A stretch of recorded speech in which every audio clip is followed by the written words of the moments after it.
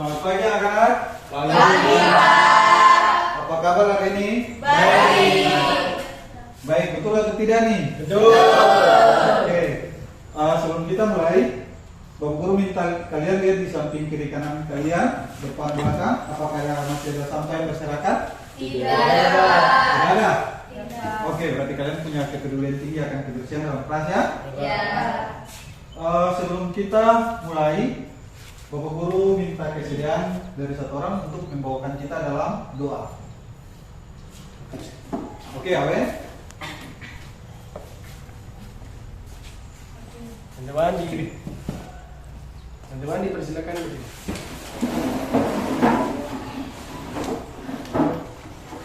Ya, teman-teman Bapak Guru, sebelum kita memulai pelajaran pagi hari ini, mari kita berdoa. Berdoa dengan kepercayaan kita masing-masing. Berdoa, mulai.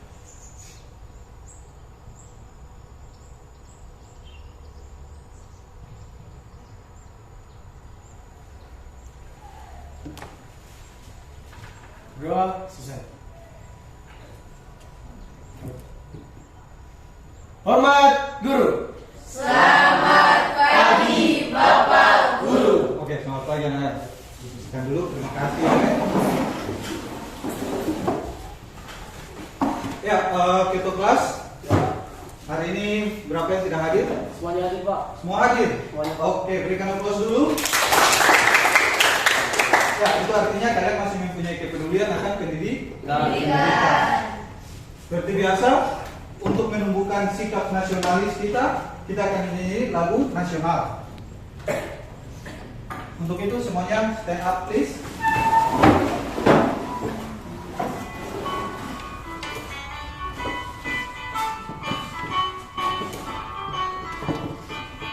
Berkibarlah benderaku, lambang suci jaga perwira di seluruh pantai Indonesia.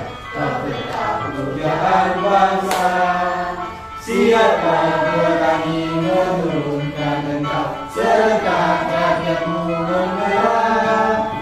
Sang merah putih yang perwira, berkibarlah selama-lamanya. Oke, baik. Kalian masih ingat tepuk PPK? Oke, kita mulai. Tepuk PPK. Religius, nasionalis, mandiri, gotong royong, integritas. Sit down.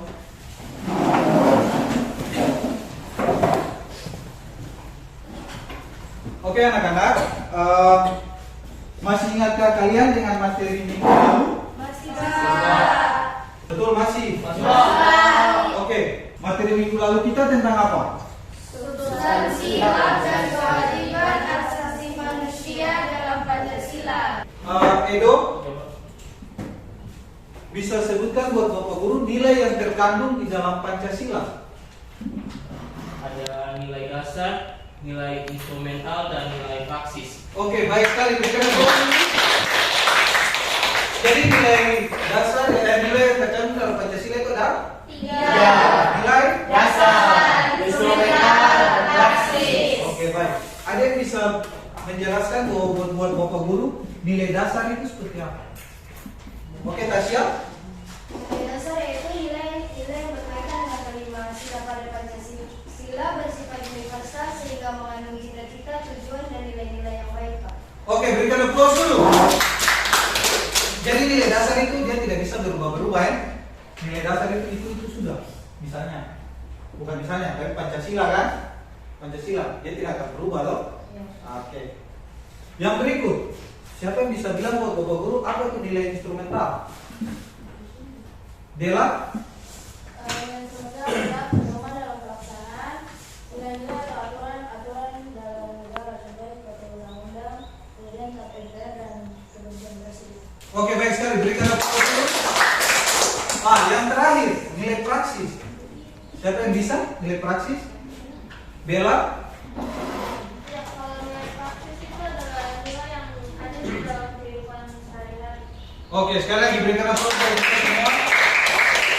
Oke, baik sekali Bapak Guru, sangat senang. Berarti kalian di rumah kalian punya persiapan untuk proses pembelajaran toh? Ya, Pak. Materi sebelumnya itu tidak kalian tinggalkan, tapi kalian baca ya. Ya, Pak. Sehingga apa yang sudah kalian sampaikan itu baik sekali. Oke, kita lanjut pada materi berikutnya, yaitu tentang kasus pelanggaran hak asasi manusia.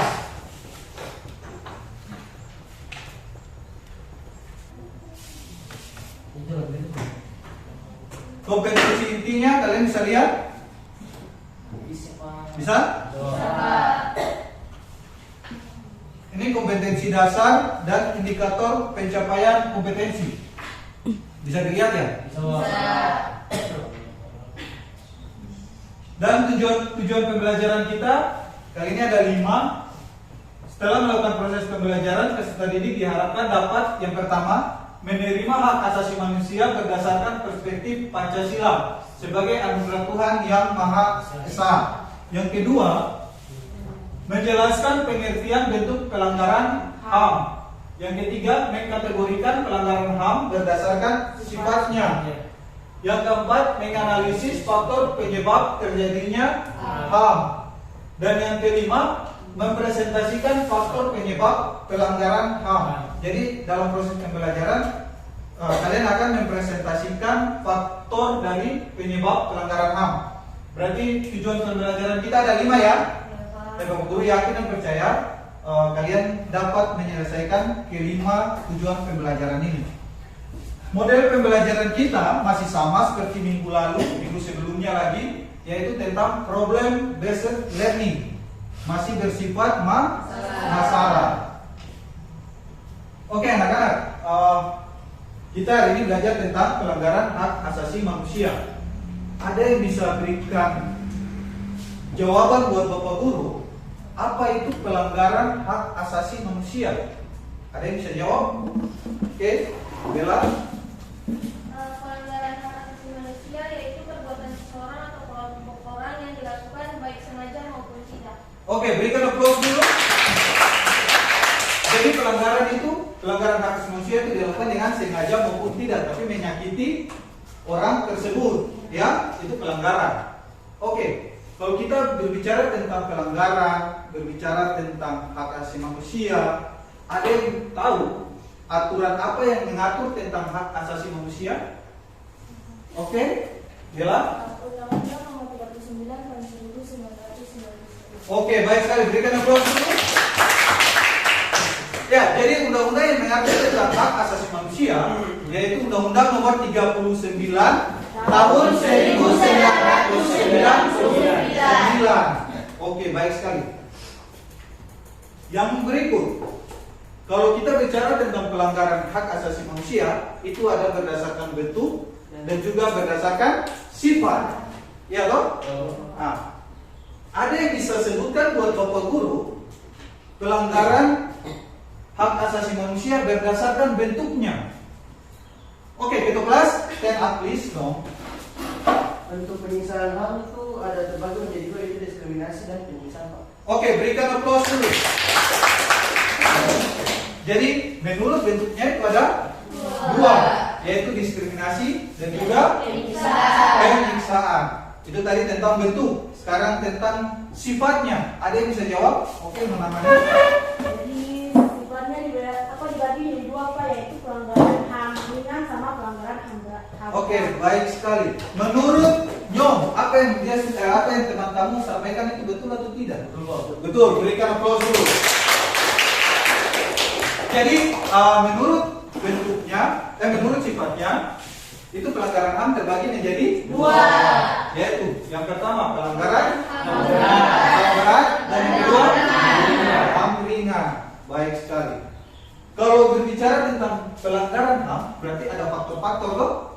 Ada faktor-faktor yang mempengaruhi. Ada yang bisa sebutkan buat Bapak Guru juga faktor apa saja yang mempengaruhi sehingga terjadinya pelanggaran HAM. Oke, mana Tasya? Faktor penyebab pelanggaran HAM itu terbagi menjadi 2, yaitu faktor internal dan juga faktor eksternal Pak. Oke, berikan aplaus dulu. Jadi faktor-faktornya itu ada 2, faktor internal dan faktor internal. Ada yang bisa sebutkan faktor internal itu seperti apa dan faktor eksternal itu seperti apa? Ya, Pak. Sudah, sahabat Tasya nanti dulu. Oke, Nona. Faktor internal itu dorongan dari dalam pelaku, sedangkan faktor eksternal itu dorongan dari diri pelaku. Oke, berikan aplaus dulu. Jadi faktor internal itu biasanya dari dalam diri pelaku yang ingin melakukan kejahatan toh. Nah, kalau faktor eksternal itu berarti dari luar. Misalnya kayak gini, bapak guru hasut awen pergi bikin dia sana tuh. Karena dia tolak kita cinta. Kayak gitu tuh. Ya. Itu. Tapi kalau ada niat sendiri, wah ini ada dompet nih, atau ada dia sendiri nih. Aku pikir orang dia butuh dia pun apa barang-barang, emas, dompet, HP, itu faktor dari dalam diri. Nah, bisa loh. Jadi kalau faktor eksternal itu dari luar itu dorongan, hasutan. Biasanya hasutan tuh kayak tadi Bapak kasih contoh. Bapak sing suka dia sana. Awen, pergi dong, bunuh dia dong. Nah, seperti itu. Bisa? Bisa. Oke, baik sekali. Dari pemaparan materi, ada yang ingin bertanya? Ya, Pak. Oke, Nyong, silakan. Jadi saya pada Pak Guru jelaskan tentang diskriminasi dan penyiksaan. Oke, baik sekali. Teman kalian bertanya diskriminasi dan penyiksaan. Penjelasannya toh? Ya, Pak. Kalau diskriminasi itu berarti bentuk pelanggaran hak asasi manusia. Ada yang bisa menjawab? Oke, silakan. Kalau diskriminasi itu seperti pengicilan, pelecehan, penasihat perbedaan. Kalau penyiksaan itu dilakukan secara sengaja yang menimbulkan rasa sakit, Pak. Oke, baik sekali. Menurut betul atau tidak? Pak. Betul. Betul, Pak. Betul. Oke, baik sekali. Berikan aplaus. Ini anak-anak ini terlalu bersemangat. Belum diberikan aplaus, sama sudah diberikan aplaus. Berarti jawabannya betul ya? Oke, baik sekali. Ada lagi yang ingin bertanya? Silakan, Nona. Sebenarnya apa itu pelanggaran HAM berat, Pak? Pelanggaran HAM berat. Oke, kalau mengenai pelanggaran HAM berat ini berarti sudah menurut sifatnya toh? Iya, Pak. Oke, ada yang bisa menjawab pelanggaran HAM berat? Silakan. Artinya baik, di sini HAM berat adalah bersifat berbahaya mengancam nyawa seseorang. Oke, Nona sudah puas? Oke, berikan aplaus dulu. Ya, jadi pelanggaran HAM berat itu dia merupakan mengancam nyawa seseorang yang disengaja maupun Tidak sengaja. tidak disengaja lah. Kalau tidak disengaja kan tidak mungkin toh. Iya. Kalau pelanggaran HAM ringan, ada yang bisa berjelaskan buat Bapak Guru? Saya, Pak. Tasya? Oh bisa. Oh Tasya sama dulu bisa. Ya, kalau ringan itu mengancam jiwa seseorang bila tidak ditangani atau diatasi. Oke, baik sekali. Berikan aplaus dulu. Jadi mengancam nyawa seseorang bila tidak segera diatasi atau ditangani dengan maksimal. Misalnya gini, kalau kita pergi berobat, ya toh? Kita pergi berobat, tapi tidak ditangani secara cepat oleh pihak rumah sakit, berarti itu dengan sengaja mengancam nyawa diri kita sendiri toh? Ya, Pak. Nah, itu contohnya seperti begitu. Bisa pahami? Bisa. Oke, baik. Di saat ini Bapak Guru akan menampilkan gambar.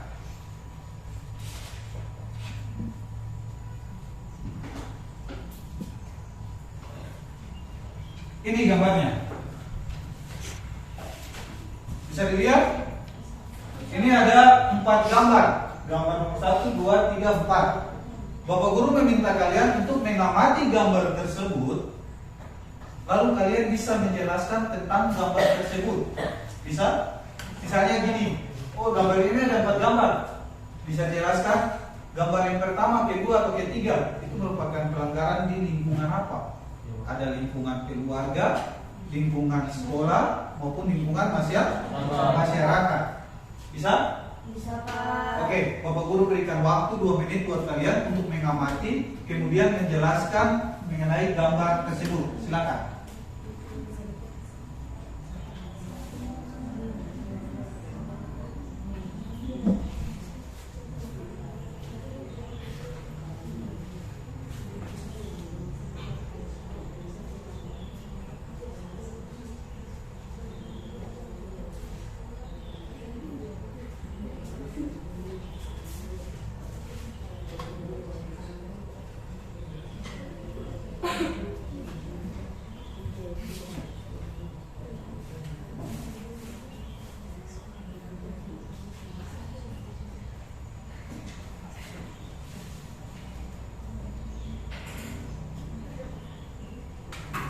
Apalagi gambar yang keempat, itu lagi panas-panasnya toh. Iya. Nah, jadi bentuk pelanggaran HAM apa yang dia lakukan sehingga dia memakai baju orange.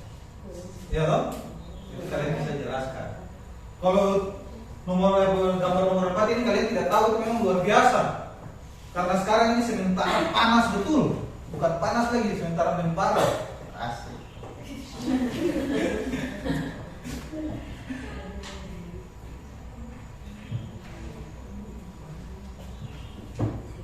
Oke, sudah? Sudah Pak. Ada yang bisa menjelaskan tentang gambar? Oke, Lisa, yang pertama.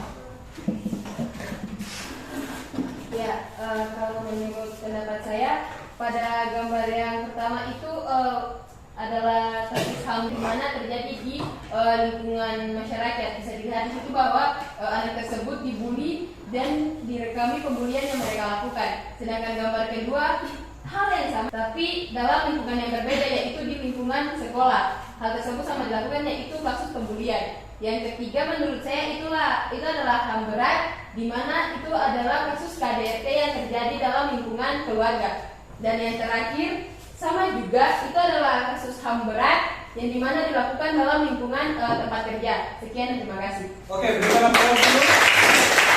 Ada lagi yang bisa menjelaskan? Tasya? Ya baik, ini saya akan memberikan pendapat mengenai keempat gambar di atas.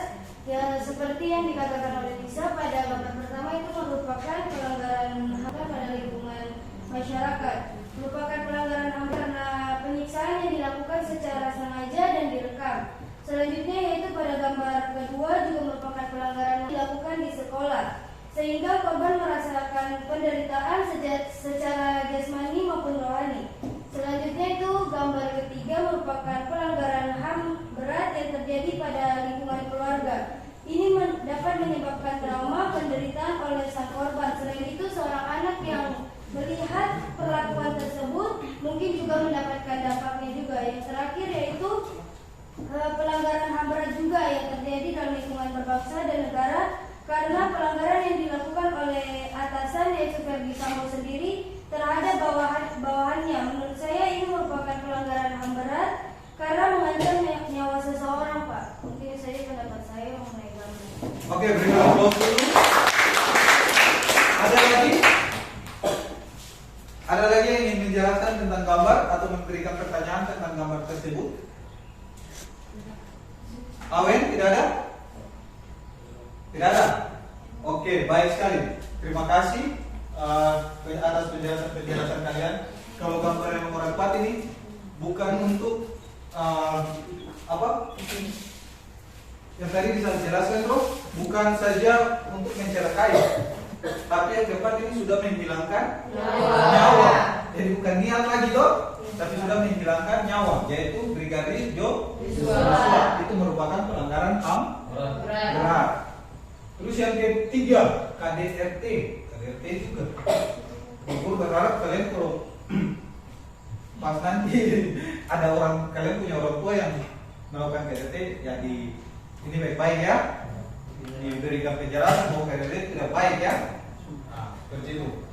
Jadi kalau ada yang seperti begini di kelas kalian atau di sekolah kalian, ada yang melakukan pembulian, apa tindakan kalian? Mencegahnya itu dengan cara bagaimana? Coba membuli, bertanya. Kan tadi tidak ada yang bertanya loh, bagaimana pencegahan terhadap kasus-kasus yang ada, mungkin pembulian atau KDRT. Sekarang Pak Guru bertanya, karena tidak ada yang bertanya, ya Pak Guru bertanya, bagaimana cara menanggulanginya, penanganannya itu seperti apa? Kalau pembulian di sekolah misalnya, Tasya? Kita bisa memberitahu kepada teman-teman yang melakukan pembulian itu, tapi jika mereka tidak mendengarkannya, kita bisa melapornya pada guru BK Pak, untuk mereka lebih bisa mengatasi permasalahan ini Pak. Oke, baik sekali. Mereka ada lagi, bisa? Bisa, oke, silakan. Iya, lagi pikir-pikir ya. Nah, jadi tindakan yang kita lakukan pertama ya pasti kita menegur dia. Kalau kita lihat secara langsung kan, itu pasti sebelum kita lapor ke guru atau lain-lain pasti kita menegurnya dulu toh. Itu salah, tidak boleh seperti begitu. Kita pun teman toh, Kita mengenal. Jadi jangan. Nah, yang kedua, kalau masih terus saja melakukan atau dia biasa bilang kayak gini, si tahu apa, sini saya ikut campur sini, ya kita akan lapor ke guru. Siapapun guru itu, mau guru BK, Wakasek, atau siapapun. Tapi kalau kita dapat guru, pasti kita lapor dulu toh. Nah, dan penanganan di sekolah itu yang pertama pasti dipanggil kan, diberikan sosialisasi dulu. Nah, seperti itu. Sebelum sosialisasi diberikan pembinaan terlebih dahulu. Tapi kalau masih ada berarti ambil tindakan, yaitu mungkin panggil orang tua. Seperti itu. Bisa? Oke, baik sekali. Di saat ini Bapak Guru akan memberikan tugas buat kalian. Tapi sebelum itu Bapak Guru akan membagi kalian dalam beberapa kelompok. Begitu 2, 4. Kita bagi secara acak atau Bapak Guru tunjuk-tunjuk saja.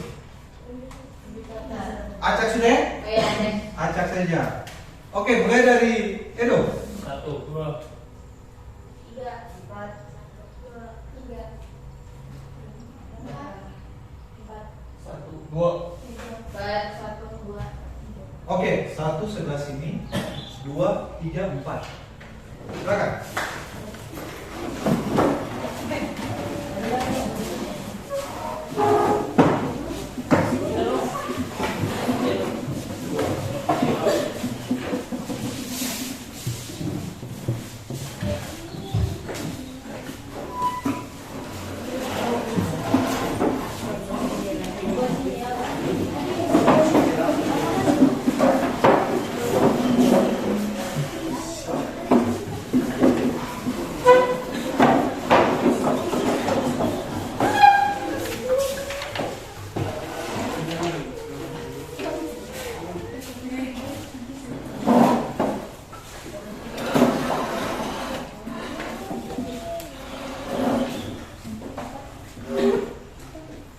Oke, semua sudah dalam kelompok?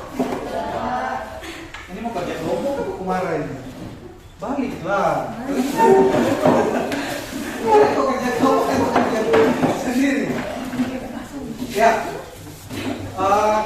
Ketua kelompok masing-masing boleh masuk ke depan. Ya sahabat, dulu. Ini laki-laki ini 2 di sini. Edo pindah sini. Nona sana. Mari, Edo. Biar. Ini juga satu lagi. Nyong pindah sini.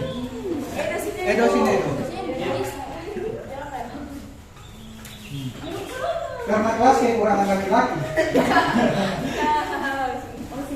Oke, jadi Bapak Guru bagi ya, biar laki-laki merata. Laki-laki 4 orang. Jadi yang laki-laki ini yang semua ketua kelompok maju sini.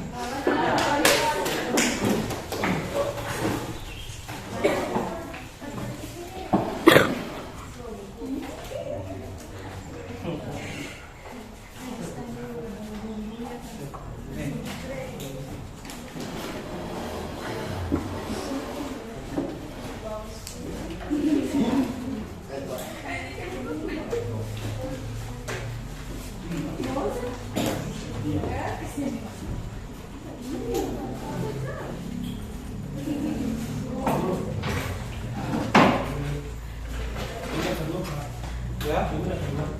Oh tidak satu. Guru cari.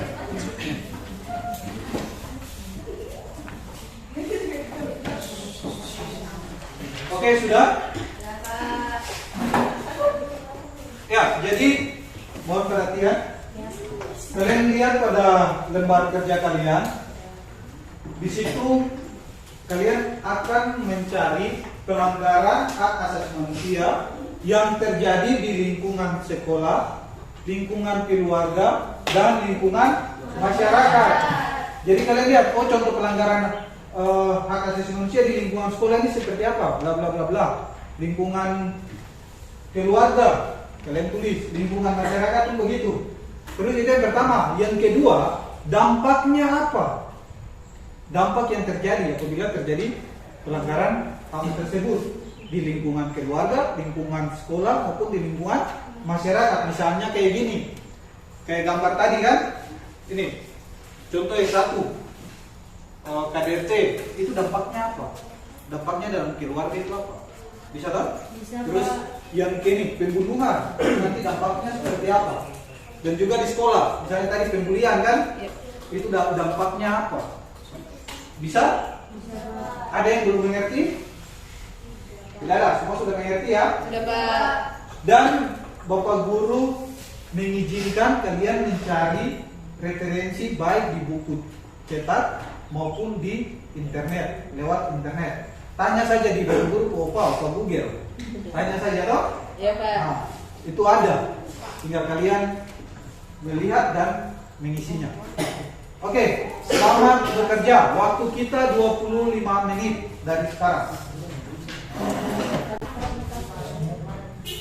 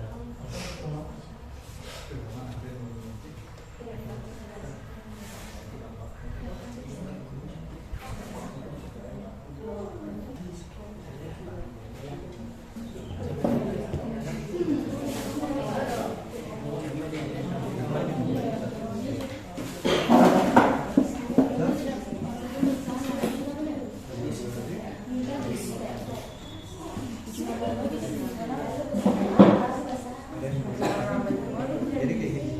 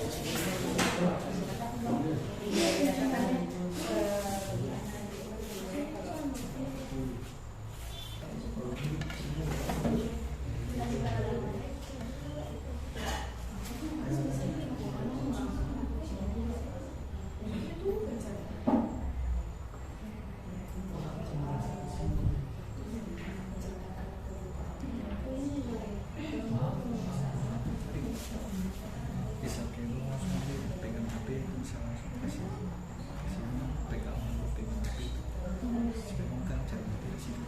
Jadi dekat-dekat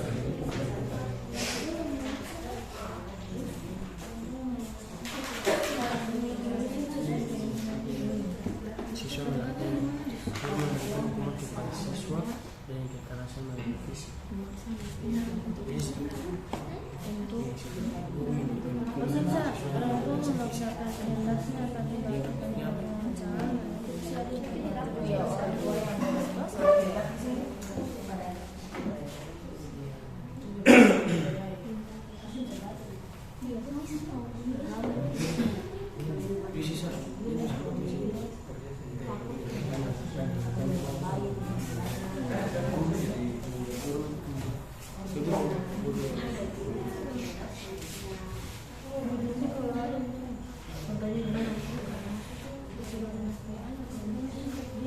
Itu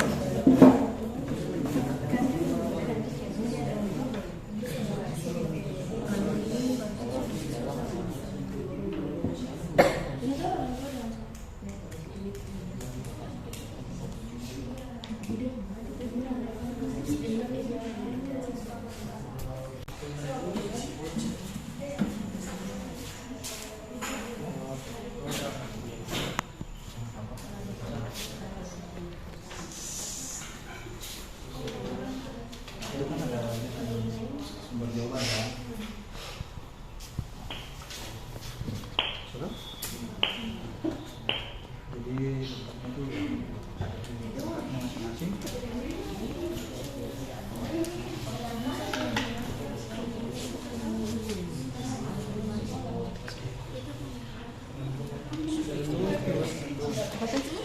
Yang itu ya Joko.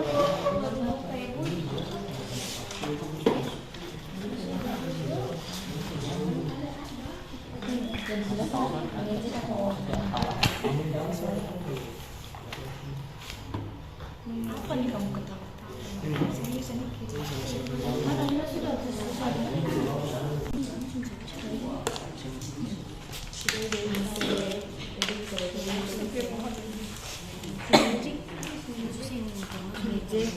dan ini teman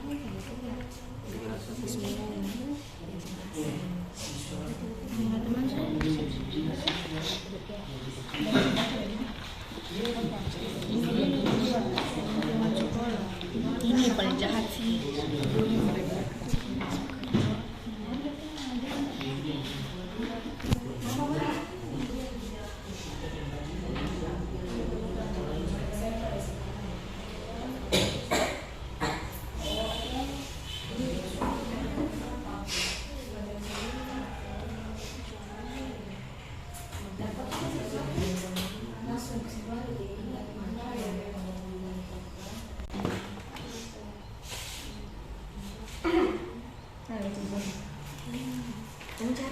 Semangat Bella.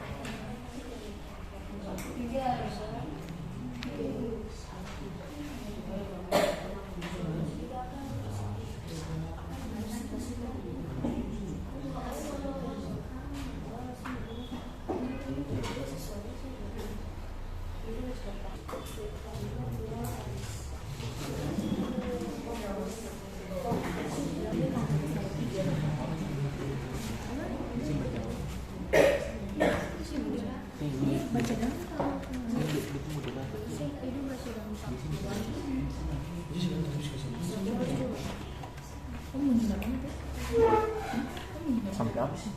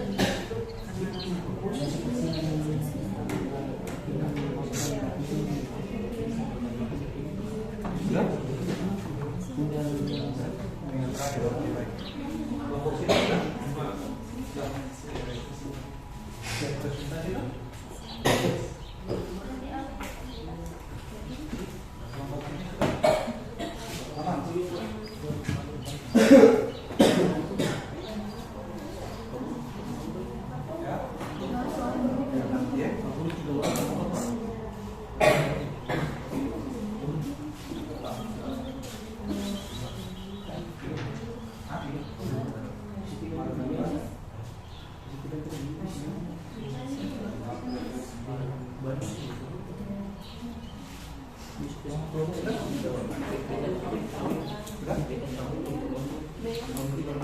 presentasi lah.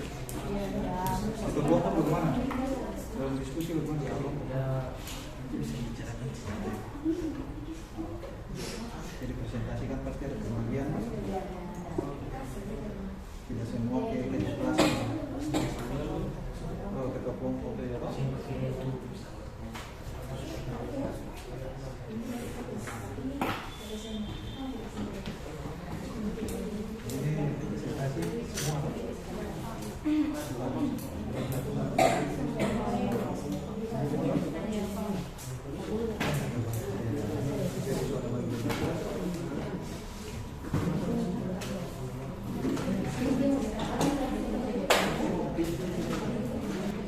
Kelompok mana yang belum selesai? Semua sudah? Sudah Pak. Oke, baik. Coba kalian periksa ulang. Mungkin ada yang lewat-lewat. Jadi lihat ulang. Mungkin ada kata-kata yang belum pas.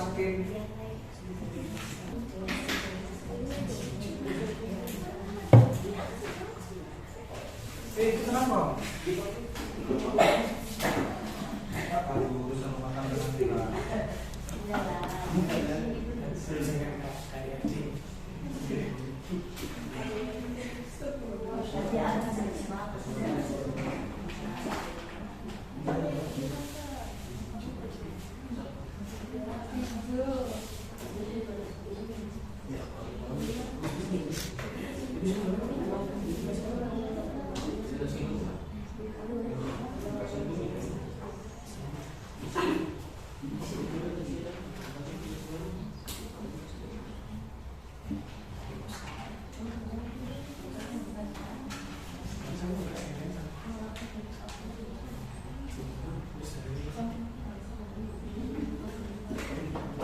Oke, selesai. Karena kalian memang benar-benar sudah selesai. Untuk itu, mari kita berikan sambutan untuk kelompok 2 untuk mempresentasikan pertama.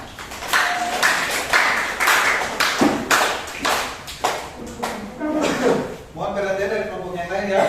Mungkin bisa diberikan masukan atau diberikan pertanyaan kepada kelompok yang sementara presentasi.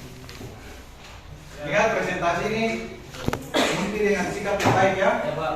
Jangan sampai acak-acakan lagi. Oke, silakan kelompok 2. Assalamualaikum warahmatullahi wabarakatuh. Waalaikumsalam warahmatullahi wabarakatuh. Selamat pagi Pak Guru dan teman-teman. Pagi. Terima kasih atas kesempatan yang telah diberikan. Kami dari kelompok 2 akan mempresentasikan hasil kerja kami. Pelanggaran hak asasi manusia.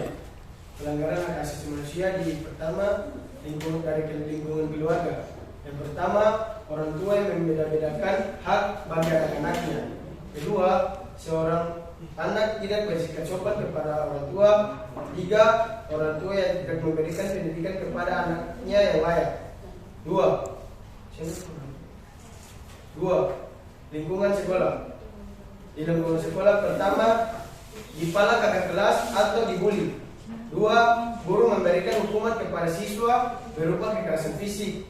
Tiga, guru yang menghina siswa yang kurang pintar atau rajin. Ketiga, pelanggaran hak pada masyarakat. Yang pertama, pencemaran nama baik. Dua, melakukan pembunuhan. Tiga, melakukan tawuran. Dan dampaknya akan dibaca oleh dia.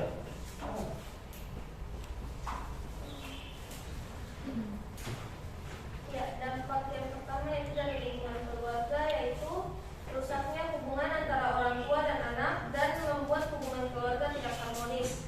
Dampak dari lingkungan sekolah yaitu membuat kegiatan belajar mengajar tidak berjalan dengan baik dan kurangnya kepercayaan diri untuk pergi ke sekolah. Dan yang terakhir di lingkungan masyarakat yaitu merugikan atau meresahkan masyarakat sekitar dan membuat masyarakat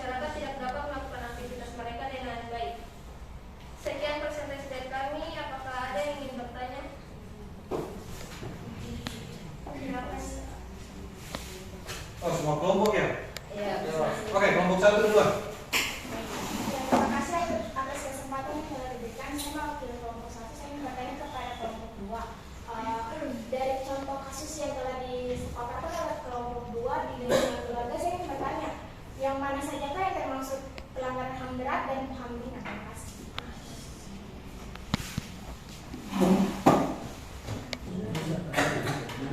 Masih dari kelompok 1, saya perwakilan dari kelompok 2 ya. ingin menjawab dari kelompok 1. Ya, HAM di sini ada 2 HAM, yaitu HAM ringan dan HAM berat.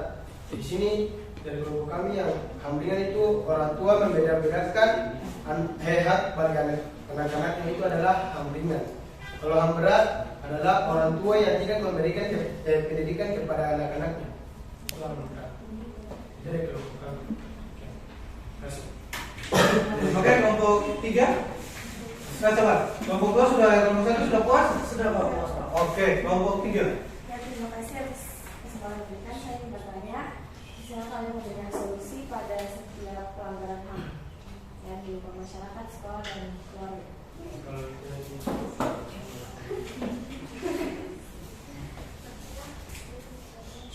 Meminta solusi atau cara penanganan. Kayak tadi, pada saat presentasi atau menganalisis gambar, kalian sudah bisa menyampaikan kasusnya apa, terus solusinya apa yang tadi sudah disampaikan.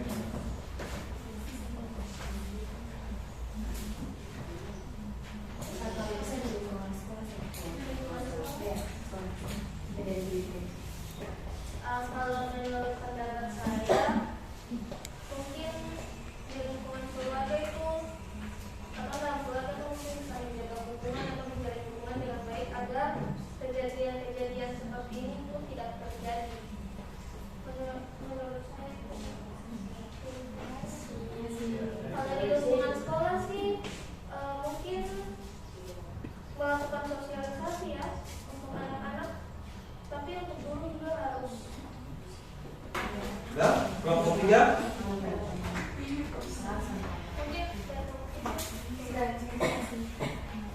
Oke, kelompok Indonesia. Oh, kelompok 4. Silakan kelompok 4. Terima kasih atas kesempatan. Di sini saya mewakili kelompok 4 ingin bertanya. Pertama-tama tolong bacakan pelanggaran HAM pada lingkungan keluarga. Yang pertama, orang tua membeda-bedakan hak bagi anak-anaknya. Yang kedua, seorang anak tidak bersikap sopan kepada orang tua. Dan yang ketiga, orang tua yang tidak memberikan pendidikan kepada anaknya. Ya, saya ingin bertanya pada poin ketiga, orang tua tidak memberikan pendidikan yang layak ya. Ya, lantas bagaimana dengan orang tua yang mempunyai ekonomi yang sulit? Kan semua orang tua punya ekonomi yang sama. Pasti orang tua mempunyai ekonomi yang sulit, lantas mereka seperti tidak memberikan pendidikan yang layak bagi anak-anak. Nah, itu bagaimana?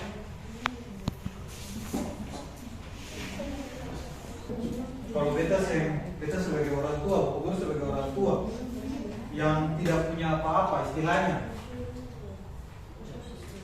Misalnya di Afrika, Bapak tinggal di Afrika kalian tahu itu daerah kumuh kan?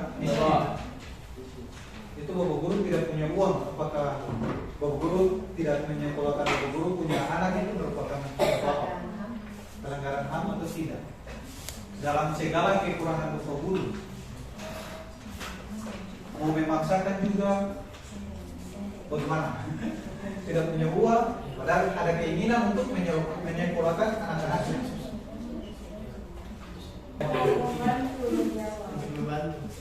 Ya. Oke, mungkin ada kelompok lain yang ingin.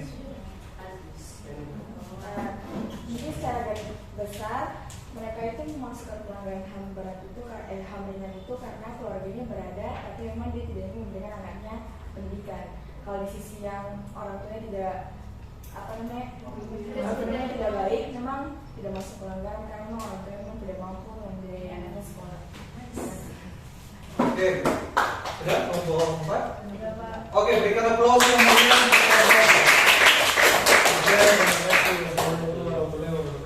Waalaikumsalam warahmatullahi wabarakatuh. Sekali lagi kita berikan aplaus.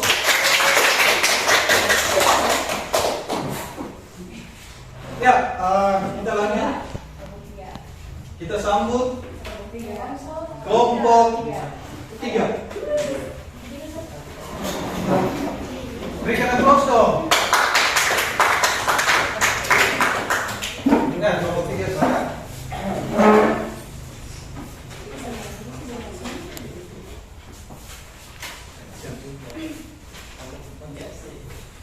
Ya, terima kasih Bapak Guru dan teman-teman. Kami dari kelompok 3 akan mempresentasikan hasil kerja kami. Ya baik, pelanggaran hak asasi manusia yang pertama di lingkungan keluarga. Yang pertama itu orang tua menyiksa anak. Yang kedua orang tua yang memaksa kehendaknya terhadap anak. Yang ketiga orang tua dengan sengaja tidak mau memberikan nafkah kepada anak. Kemudian di lingkungan sekolah, yang pertama mengeju dan menghina teman. Kemudian yang kedua adanya pengkorupsian uang beasiswa oleh oknum guru atau pejabat. Dan yang ketiga guru yang memberi hukuman kepada siswa dengan kekerasan seperti sampai berpolisi. Di lingkungan masyarakat yaitu pencemaran nama baik dalam bentuk fitnah. Yang kedua masyarakat yang main hakim sendiri dalam mengatasi kejahatan atau pencurian. Yang ketiga tawuran antara sesama warga. Lalu dampaknya akan dibacakan kepada ketua. Dampak pelanggaran di lingkungan keluarga. Dari yang sudah kita sebutkan, pelanggaran HAM di lingkungan keluarga yaitu ada pelanggaran HAM ringan dan berat. Dampak dari pelanggaran tersebut sendiri adalah rasa trauma dan merasa tertekan terhadap orang tuanya sendiri. Kemudian dampak dari pelanggaran di lingkungan sekolah yaitu adanya rasa kurang percaya diri dan juga rasa tidak percaya kepada guru atau pejabat sekolah karena mereka sudah mengkorupsi atau menggunakan beasiswa untuk kepentingan mereka sendiri. Kemudian Dampak pelanggaran pada masyarakat yaitu rasanya renggangnya silaturahmi di kalangan masyarakat karena akibat seperti pencemaran nama baik dalam lingkungan itu akan membuat kesenggangan kayak kita tidak berani lagi mau membuat silaturahmi kepada warga lain. Sekian presentasi dari kami. Apakah ada tanggapan, saran, atau pertanyaan dari setiap kelompok? Kelompok 1 ada? Tidak ada Pak. Kelompok 2? Oke, kelompok 4. Ya, baik, di sini saya ingin bertanya tentang di bagian pelanggaran dalam lingkungan keluarga. Saya ingin bertanya apa yang menjadi pendorong orang tua tidak mau memberi nafkah kepada anak-anaknya? Orangnya apa? Ya, saya akan menjawab. Mungkin dari saya, jika orang tua tidak ingin memberi nafkah kepada anak, ada dua. Yang pertama, mungkin orang tua itu memang keterbatasan ekonomi atau kurang mempunyai uang. Kemudian yang kedua, secara sengaja tidak menafkahkan anaknya untuk kepentingan diri sendiri. Karena ada sebagian orang tua yang mungkin bersifat egois dan juga tidak memberikan nafkah secara sengaja kepada anak-anaknya. Gimana kelompok 4? Ya. Apakah ada pertanyaan atau saran dari kelompok lain? Tidak ada. Kelompok mana? Jelas. Jelas. Oke. Ya, karena sudah tidak ada pertanyaan dari kelompok lain, sekian dari kelompok kami. Terima kasih. Oke, berikan tepuk tangan.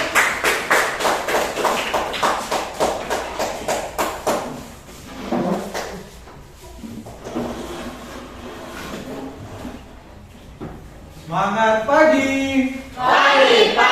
Pagi, luar biasa, tetap semangat. Halo. Hai. Hai, hello. Oke, kita sambut kelompok 1.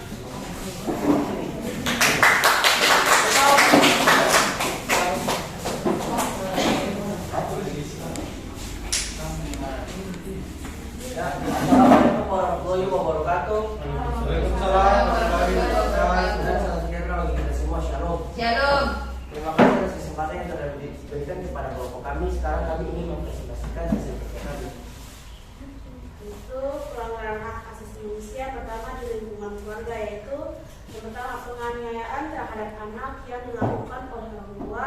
Yang kedua orang tua memaksakan kehendak anak untuk memilih jurusan sekolah. Yang ketiga kekerasan dalam rumah tangga atau KDRT.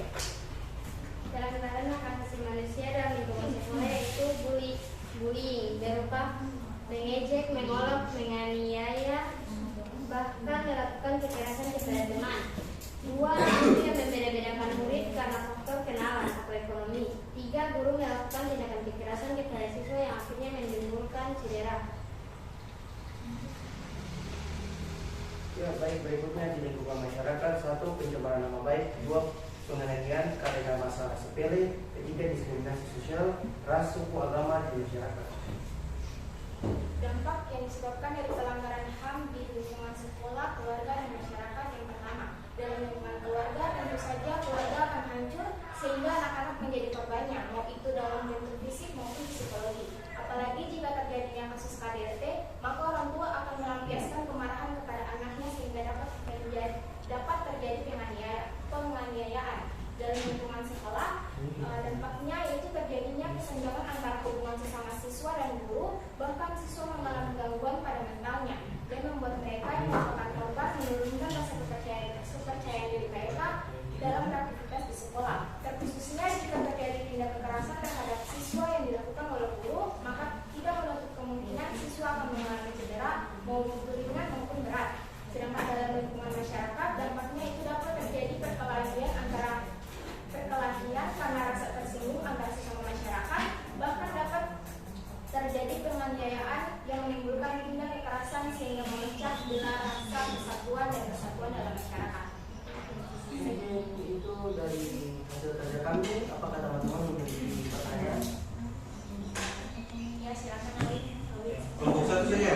Kelompok 2. Ya Pak, terima kasih. Apakah kalian bisa membaca hak asasi keluarga?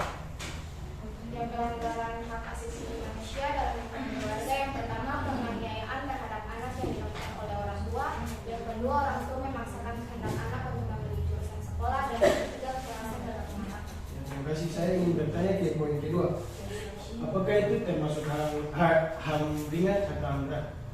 Menurut kami pelanggaran HAM ringan karena tidak seharusnya orang tua memaksakan kehendaknya kepada anak karena anak mempunyai hak untuk memilih jurusan yang dia akan pelajari. Ya, siap. Terima kasih. Pada pertanyaan dari kelompok Kelompok 3 ada? Kelompok 4 tidak ada? Oke, tidak ada. Terima kasih. Sekian.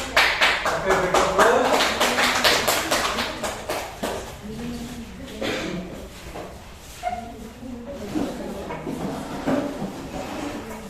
Oke, kita tunggu kelompok yang terakhir, kelompok 4.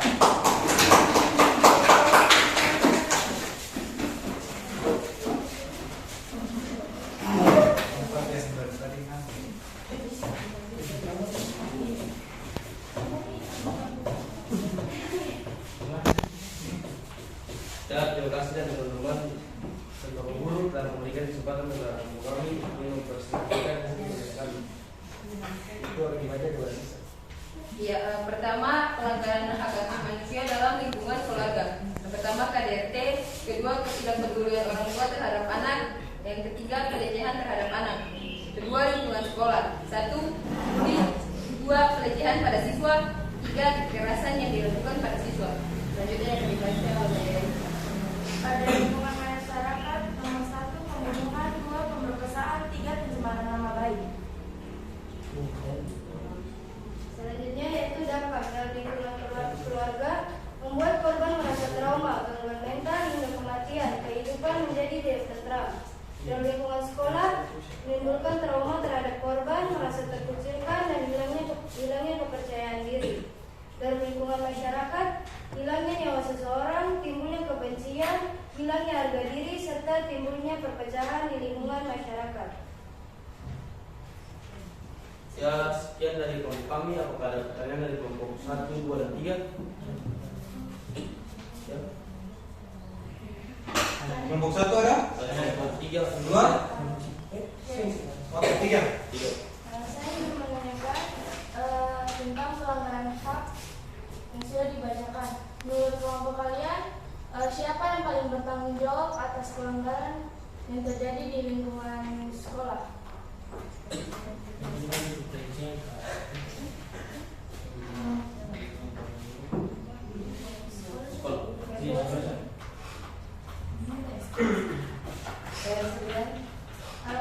Siapa yang paling bertanggung jawab atas pelanggaran hak yang terjadi di sekolah?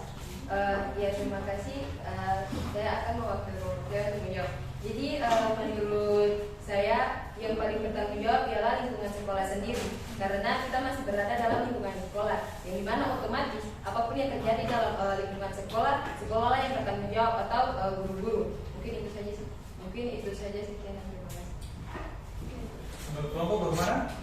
Sudah puas? Kalau kelompok 3 udah puas.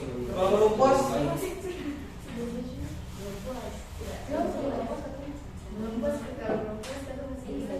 kalau belum puas ya Kalau masih ada tambahan, Ya, mungkin kalau di lingkungan sekolah seperti yang tadi saya bilang tanggung jawab sekolah karena terjadi dalam lingkungan sekolah. Mungkin jika itu tidak bisa diatasi oleh lingkungan sekolah, mungkin dari pihak berwajib seperti polisi mungkin bisa ikut bertanggung jawab dalam hal ini. Ini bisa Ya mungkin saya kelompok kami apakah kelompok G berbuat dengan dan kelompok 1 buat tidak ada lagi. dan pas ya kalau tidak ada yang bertanya sekian dan terima kasih dari kelompok kami. Ada? Kenapa itu? Belum disuruh.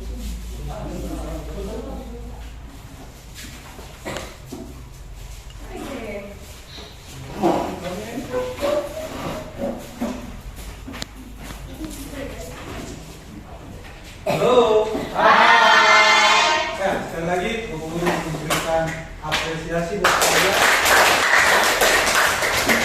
Kalau dalam keadaan apapun, tapi kalian masih mempunyai fokus yang baik terhadap peserta yang sementara melakukan presentasi dengan cara kalian memberikan pendapat dan juga memberikan pertanyaan.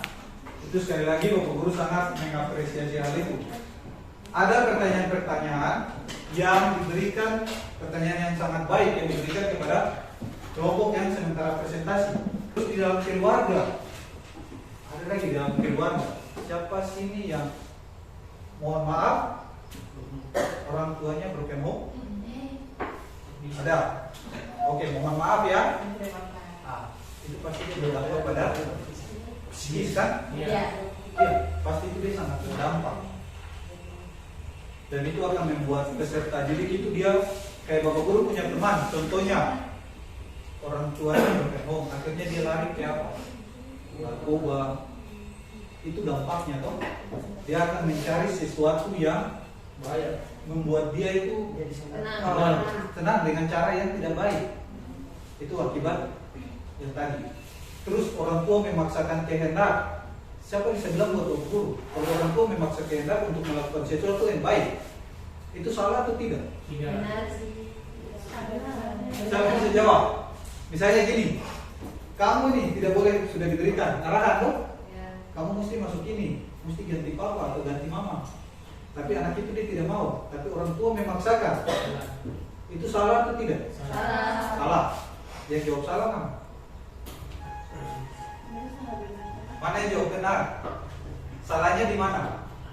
Salahnya sing dia memaksa. Coba Dela, salahnya apa? Salahnya di mana? Coba kalian dua. Salahnya di mana? Salah karena orang tua bukan dia memaksa waktu itu baik, tapi kalau Tapi kalau tidak sesuai dengan kemampuan anaknya, kalau misalnya anaknya bisa di bidang biologi, tapi ibunya orang tua menyuruh dia di bidang kesenian. Jadi tentu kalau dia tidak bisa di bidang kesenian itu akan berdampak pada masa depan dia kurang bisa dalam bidang tersebut. Oke, berikan waktu dulu. Ada pertanyaan lagi. Kalau seandainya orang tua memaksakan dia, terus dia berhasil. Bagus. Ya, intinya kalau sesuatu jangan dipaksakan. Sesuai dengan kehendak dari anaknya. Kalau dipaksakan berarti akan mengganggu juga loh. Ya Pak. Dia tidak akan melakukan hal yang dipaksakan itu dengan sungguh-sungguh. Itu akan menjadi apa buat masa depannya? Buat apa? Kalau beta mau ini tapi beta dipaksakan untuk ini, itu akan membuat dia masa depannya apa? Bukan suram lah, tidak ada masa depan yang suram, tapi membuat dia terganggu loh. Dia tidak akan fokus dengan hal-hal tersebut. Kalau gini, ada pertanyaan tentang diri lingkungan masyarakat. Ini Bapak Guru bertanya saja. Kalau kalian melihat orang melakukan tindak kejahatan, yang tadi dibilang bahwa jangan main hakim sendiri, tindakan apa yang harus dilakukan? Untuk menilainya. Hah? Melerai. Apa lagi? Memberi saran. Misalnya nih, kalau kalian mau melerai nih, contoh. Contoh, Bang Pur ada pegang parang. Bang Pur mau potong dia nih. Awen datang melerai Bang Pur tidak? Tidak kenal ini. Datang melerai tidak? Ya Tuhan. Parang bos. Datang dia segini, dia balik di Awen sudah mau. Tapi kita harus melaporkan ke pihak wajib. Itu salah satu. Tapi kalau cuma baku-baku pukul, ya pasti kita datang melerai toh. Tapi kalau bawa pistol, bawa senjata tajam, ngopi melerai dia. Coba. Saya dapat colok. Rumah sakit kan 3 kali ampa. Iya toh? Berarti pilihan. Iya. Jadi pintar-pintar, jangan sampai kalau kalian mau melerai itu dia. Paham tidak? Orang ada pegang pistol, orang ada pegang parang, kalian mungkin melerai. Itu sudah selesai di rumah sakit kan ya. Iya toh? Jadi kalau melihat orang melakukan memegang barang tajam, kita harus melaporkan ke pihak wajib. Itu saja. Oke, ada pertanyaan? Tidak ada. Sekali lagi berikan aplaus bagi kita. Oke, bahan kerja bisa dikumpul.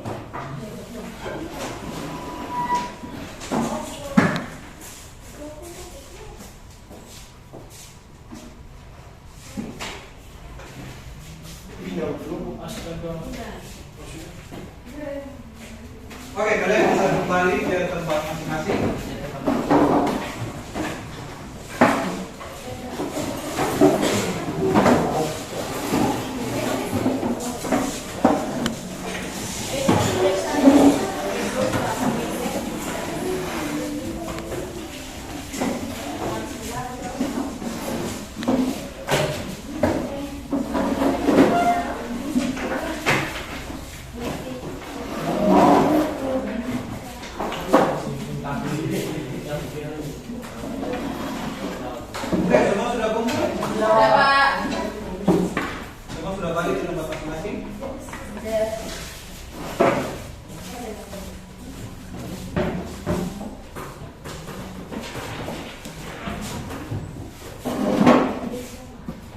Oke anak-anak, jadi kalau kita lihat kasus-kasus pelanggaran HAM itu dia ngeri-ngeri sedap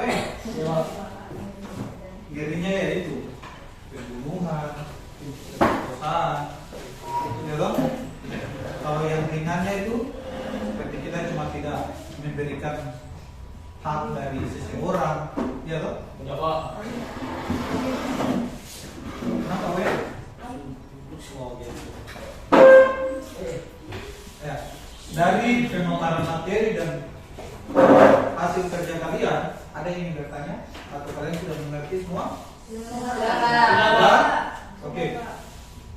Di antara kalian, siapa yang bisa memberikan kesimpulan tentang materi yang kita pelajari tadi? Ada yang bisa memberikan kesimpulan?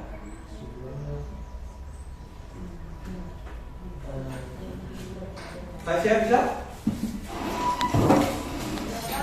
Dari proses pembelajaran ini mungkin saya akan menarik kesimpulan bahwa kita dapat mengetahui apa itu pelanggaran HAM, mulai dari bentuknya, sifat-sifatnya, serta faktor-faktornya, dan juga apa saja menjadi contoh-contoh pelanggaran HAM itu dan dampaknya, Pak. Itu kesimpulan dari saya. Oke, berikan aplaus. Ada lagi mungkin Dela? Mungkin menurut saya tadi kan kita sudah mengetahui tentang pelanggaran yang sudah terjadi. Kita mungkin bisa meningkatkan rasa saling toleransi, kemudian sikap toleransi, kemudian kita bisa lebih mengetahui pelanggaran-pelanggaran tersebut sehingga kita tidak melakukan pelanggaran tersebut, Pak. Oke, berikan aplaus dulu. Ada lagi?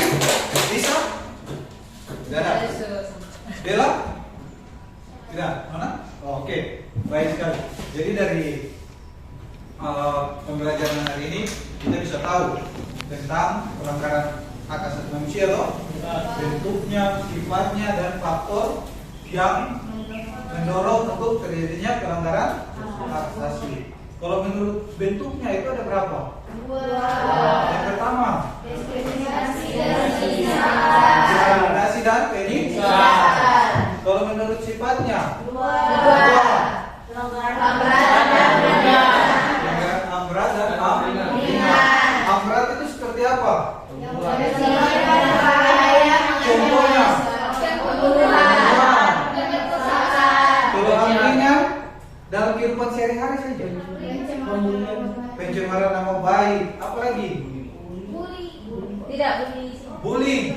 Bullying itu masuk dalam pelanggaran berat. Paham? Paham Pak? Karena itu mengganggu, bisa membuat orang Bunuh bunuh diri, depresi kan? Ya, Pak. Oke. Yang paling ringan itu misalnya kayak ini juga dalam kehidupan sehari-hari. Teman kalian yang biasa lihat orang lewat yang motor, teman-teman kalian terus bilang, anjing gimana? Ya. Karena tidak? Jadi masuk dalam pelanggaran HAM ringan dengan tidak sengaja. Tapi yang paling bagus juga yang dengar ini, yang dipanggil anjing gimana? Dia balas lagi, mau ke pasar tuh. Iya tuh, padahal dia tidak tahu bahwa hak asasi manusia, hak asasi sebagai seorang manusia dicabut tuh, sudah disamakan dengan hewan. Kalian mau? Jadi kalau siapa yang bilang anjing gimana? Itu deh, langsung masuk penjara deh. Tidak toh? Oke. Jadi harus menegur, bukan langsung main hakim sendiri main pukul. Paham toh? Harus menegur. Beta bukan binatang. Paham? Beta ini manusia, jangan samakan beta dengan binatang.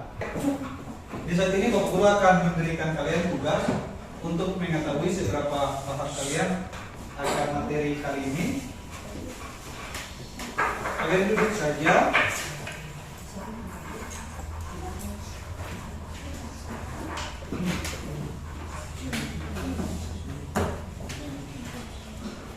Oke.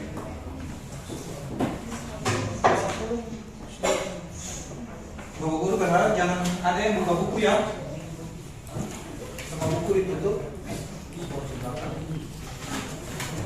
Jangan lupa nama, hobi, cita-cita. Iya Pak.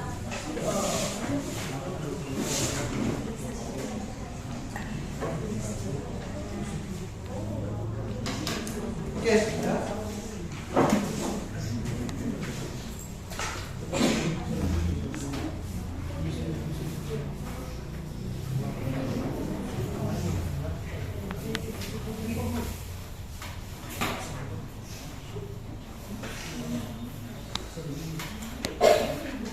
Oke, sekali lagi jangan lupa cantumkan nama, kelas, hobi, dan cita-cita.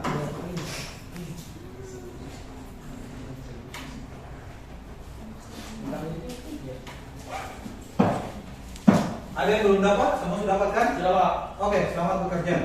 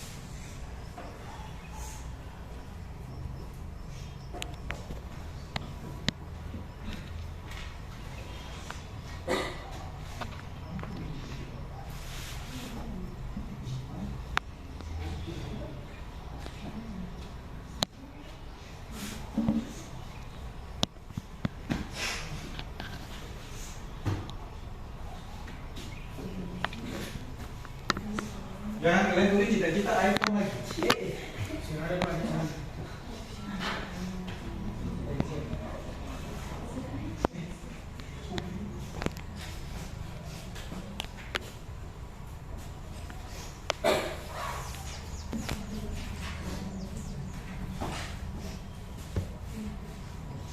Soal bisa dipahami kan? Bisa Pak.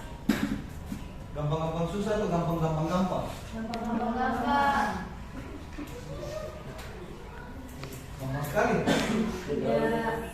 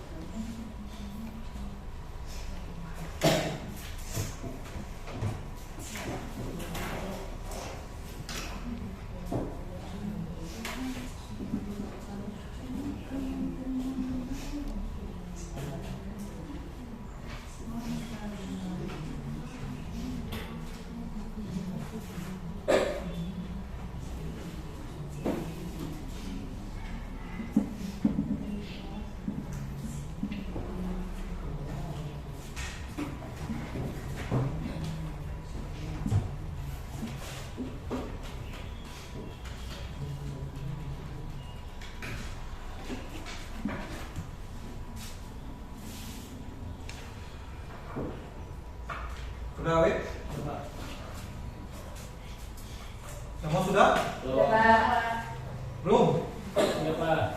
Oh, ada teman yang belum.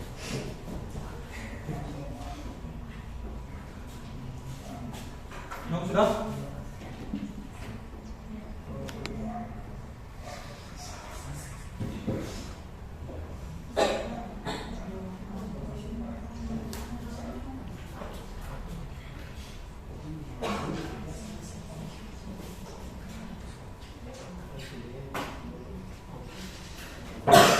Oke, semua selesai? Ya, Pak. Oke, leret ini mundur duluan. Terleret ya, biar jangan dulu.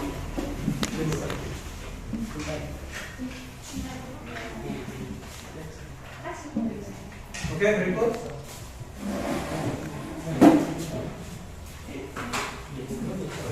Next.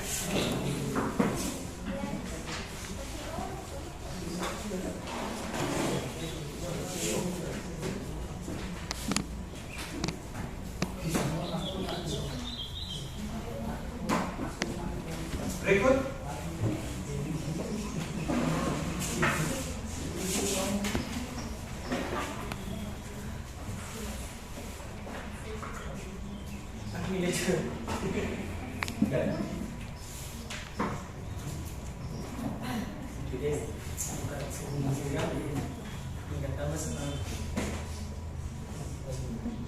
Tidak ada yang terlewatkan, Pak?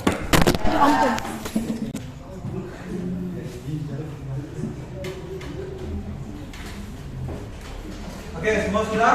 Sudah, Pak. Halo. Hai. Kayaknya mau pakai PC kita tahu. Sudah, kira bisa nganga lagi. Belum pernah di pakai PC. Sudah Pak. Lupa. Halo. Hai. Oke, sesuai dari proses pembelajaran, ada beberapa hal yang ingin Bapak Guru tanyakan kepada anak-anak. Apakah kalian senang dengan proses pembelajaran yang Bapak Guru lakukan? Puji Tuhan. Apakah dalam proses pemaparan materi ada materi yang belum kalian pahami? Tidak ada. Berarti semua materi sudah dipahami? Ya, Pak. Oke, puji Tuhan. Edo bagaimana? Baik Pak. Baik. Ya, ada hal-hal yang ingin kalian sampaikan buat Bapak Guru untuk proses pembelajaran ke depan? Ada? Tidak ada? Tidak ada, Pak. Mungkin mau gula-gula kah? Tidak ada? Atau mungkin Bapak Guru datang mau pasangan kah? Tidak ya? Oke, jadi proses pembelajaran kalian happy? Kalian senang? Sangat, Pak. Nah, oke, baik sekali. Itu saja yang ingin Bapak Guru tanyakan. Oke, anak-anak, materi minggu depan tentang upaya penegakan hak asasi manusia. Jadi materi minggu depan yang akan kita pelajari yaitu upaya penegakan hak asasi manusia.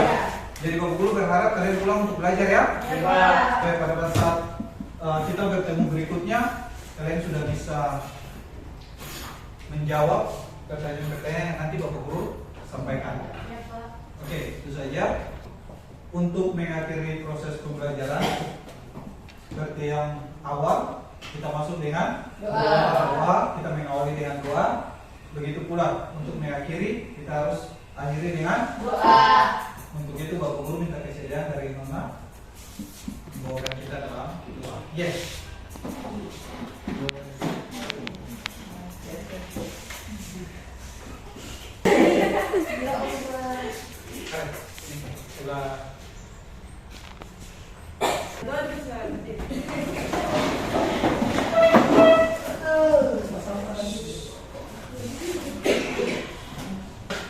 Ya teman-teman, sebelum kita mengakhiri pelajaran kita hari ini, mari kita berdoa secara percaya masing-masing. Berdoa dimulai.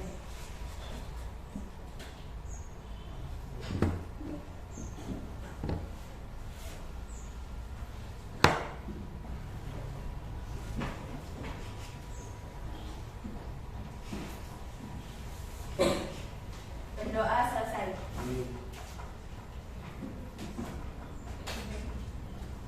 Hormat guru. Selamat pagi Bapak Guru.